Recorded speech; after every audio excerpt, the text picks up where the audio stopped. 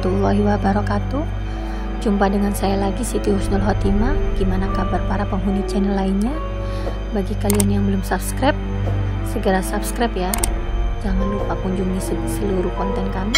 Channel-channel dan video ini menyuguhkan segala bentuk kisah misteri yang disajikan secara real atau nyata ya. Diceritakan dari kisah-kisah nyata yang kita ambil dari sahabat-sahabat channel ataupun keluarga-keluarga dari tim channel Kendali Rasul.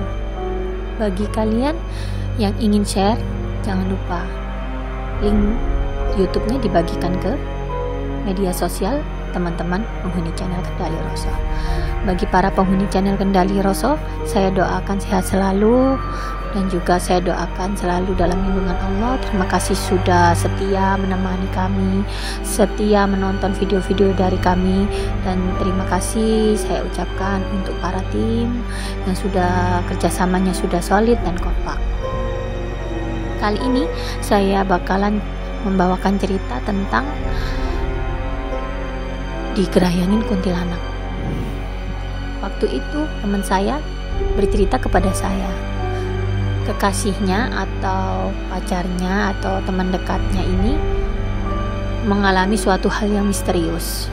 Waktu itu dia bercerita kepada saya dan saya sudah meminta izin untuk diceritakan ke penghuni channel Kendali Rasul, dibagikan ceritanya, dan beliau menyetujuinya. Beliau memasrahkan atau menyerahkan kepada saya untuk bercerita. Ceritanya pada awal mulanya dia selesai pulang bekerja. Dia berada di kosan daerah Sidoarjo. Dia sudah lama ngekos di situ, cuman baru kali ini ditampakin oleh hal yang tak kasat mata. Waktu itu dia lagi pulang kerja, ceritanya dia langsung bersih-bersih. Dia mandi, dia beres-beres kamarnya. Kemudian ini teman saya ini laki-laki ya. Kebetulan yang perempuan sama yang laki-laki ini teman saya, teman kerja saya. Kemudian dia bergegas tidur karena sudah lelah seharian penat bekerja dari pagi sampai sore. Udah beres-beres juga, udah seharian juga di luar dan beraktivitas. Dia merebahkan tubuhnya dan istirahat. Dan tak terasa waktu sudah berlalu.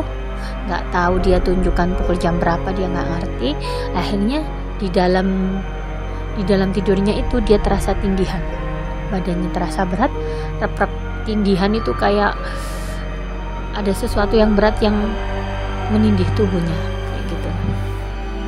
Kemudian teman saya ini berusaha bangun tapi tidak bisa gitu.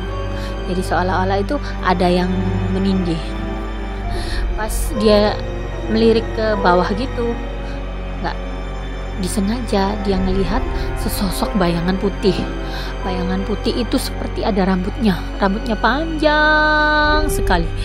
Kemudian dia itu memakai baju putih lusuh seperti perempuan yang kelayotan di kakinya teman saya ini. Teman saya langsung Astagfirullahaladzim, ucap doa-doa.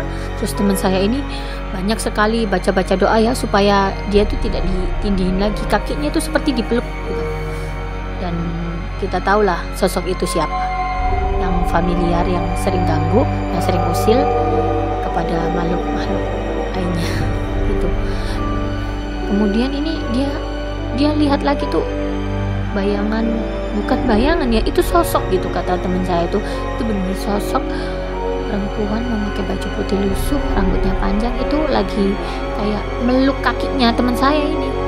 Teman saya takut ya, nggak bisa ngapa-ngapain, seperti kayak mematung. Terus habis itu dia berdoa sekuat tenaga, berdoa untuk supaya setan itu pergi, kuntilanak itu pergi dari kakinya. Nggak lama kemudian tubuhnya tuh sesak, pengap gitu udaranya. Akhirnya dia terus berdoa sepanjang malam.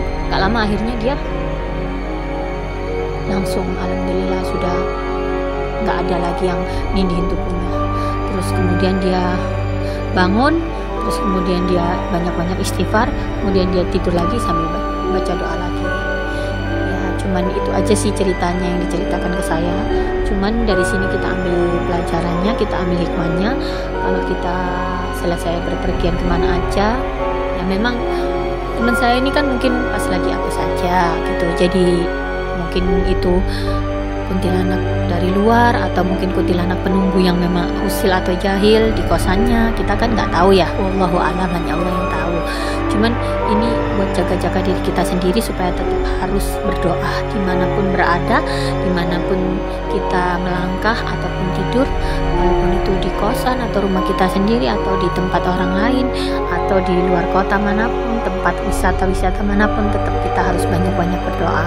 Karena saat kita tidur pun banyak bukan hanya 1-2 orang yang mengalami tindihan, dan bahkan ada yang sampai merenggut nyawa ya kan ya. Contohnya teman saya yang waktu itu sampai diangkat rahimnya itu kan karena dia juga ditindihin sama genderuwo ya. Jadi semoga kita selalu dalam lindungan Allah, banyak-banyak berdoa dan dijadikan pelajaran. Kalau bisa sebelum tidur kita baca ayat kursi sama kita baca doa tidur untuk menjaga diri kita dari hal-hal yang tidak baik. Sekian dulu ya cerita dari saya. Mohon maaf jika ada salah-salah kata, mohon maaf jika tidak berkenan.